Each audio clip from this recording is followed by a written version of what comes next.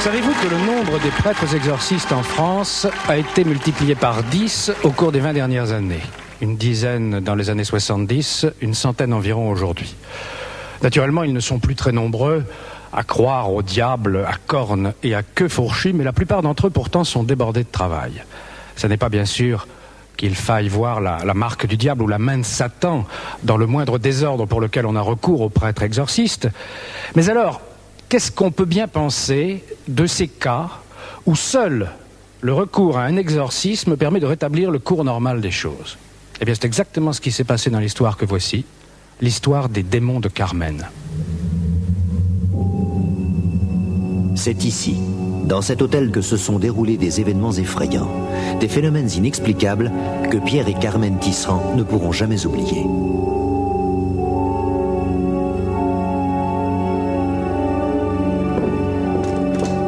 Et pourtant, quand les Tisserand ont acheté l'auberge en 1986, ils réalisaient enfin leur rêve de toujours. Les clients sont de plus en plus nombreux et l'hôtel acquiert vite une très bonne réputation. Excusez-moi. La chambre 106. La 106. Voilà.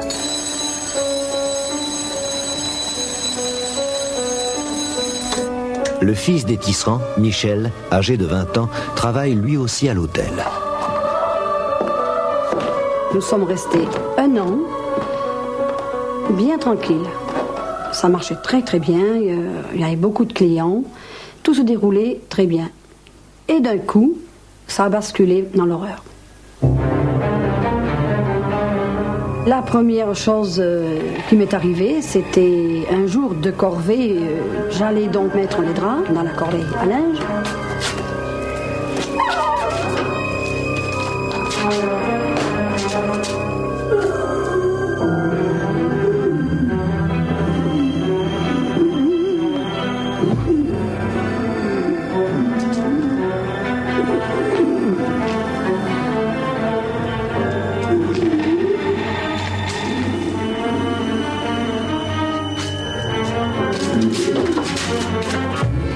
Et j'entends vraiment une grande respiration sortir de cette corbeille. Alors là, ça a été... je suis restée sans pouvoir dire un mot. J'ai eu tellement peur que je suis montée réveiller mon mari. Je lui ai dit, descends. J'ai entendu une grande respiration dans la corbeille. Je crois que je deviens folle. Tu vois, il n'y a rien. Dans ma tête à moi, je me suis dit, il y a quelque chose qui se met en route et que je n'arrive pas à saisir. Oui, bonsoir. À partir de ce jour-là, les phénomènes étranges se sont succédés à l'hôtel. Des clients commencent à se plaindre que les lampes s'éteignent et s'allument toutes seules dans leur chambre. Les compteurs d'eau et d'électricité se mettent à tourner à toute vitesse sans raison. Il y a encore de nombreux clients, mais Pierre et Carmen sont inquiets. Que se passe-t-il? La plupart du temps, c'est la nuit que les choses étranges se déroulent.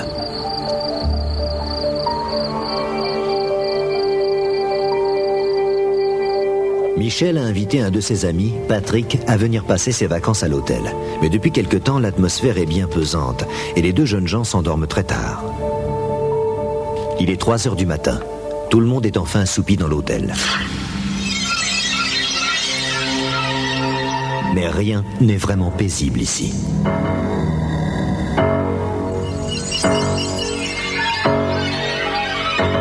Michel est soudain réveillé en sursaut. Il a l'étrange sensation que quelqu'un l'observe.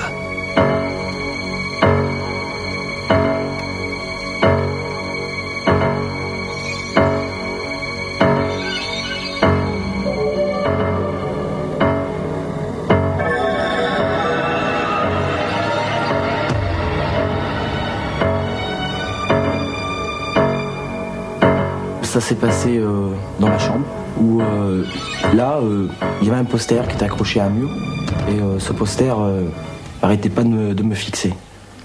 Il y avait un personnage dessus, les yeux, n'importe quel mouvement que je faisais me suivait du regard. J'étais mal, j'avais le cœur qui battait et je savais plus ce qui se passait quoi.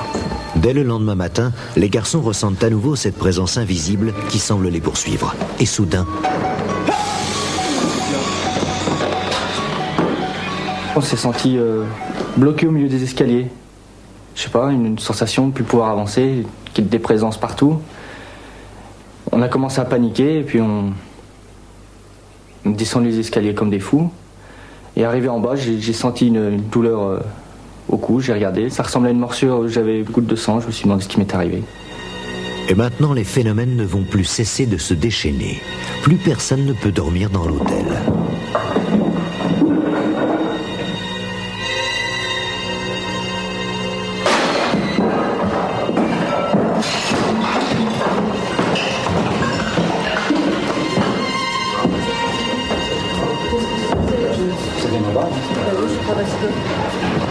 De toute évidence, on est en train de tout casser au rez-de-chaussée. Il n'y a rien, j'ai rien vu. On s'est tous levés et on a fait tout l'hôtel, hein? Tout. Absolument, il n'y avait rien qui avait bougé, absolument pas.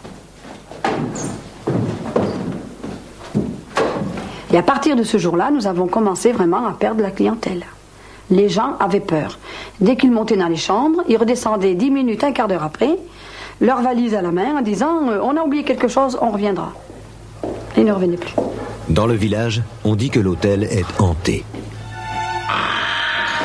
On se souvient que l'ancien propriétaire s'y est suicidé. Les forces invisibles semblent être maîtres des lieux.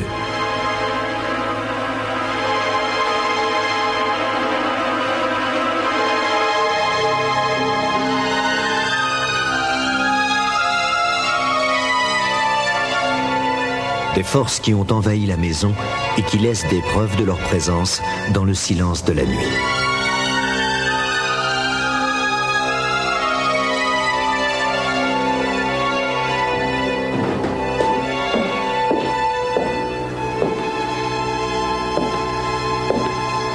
J'ai vu des empreintes de pas sur toutes les tables de mon restaurant.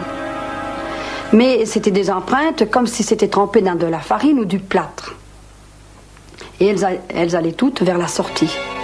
Alors par la suite, nous n'osions pas en parler à qui que ce soit parce qu'on passait pour des débiles. C'est bien, hein? Malgré tout, Carmen essaie de continuer à vivre normalement.